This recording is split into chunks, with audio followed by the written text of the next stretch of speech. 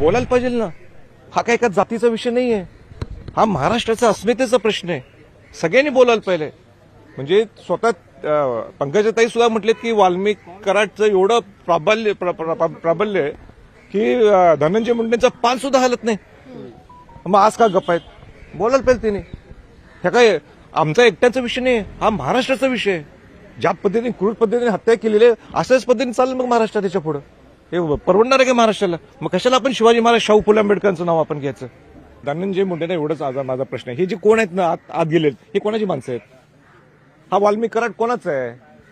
मग तुमचा काही संबंध नाही. एक दिवशी देऊन तर बघा राजीनामा. काय एवढं त्या मंत्रीपद करून ठेवलंय? देऊन टाका राजीनामा एकदा आणि फेअर ट्रायल होऊन जाऊन दे ना मग. जय मुक्ताई वार्ता न्यूज चॅनल मध्ये आपले हार्दिक स्वागत आहे. मुंडेंच्या राजीनाम्याबाबत छत्रपती संभाजीराजे यांनी व्यक्त केलेल्या मतांबद्दल तुम्हाला नक्की काय वाटते कमेंटद्वारे कळवा. तसेच आपले लोकप्रिय मुक्ताई वार्ता YouTube चॅनलला सबस्क्राईब करा. तसेच आणि फेसबुक पेजला फॉलो करायला विसरू नका ही विनंती. धन्यवाद.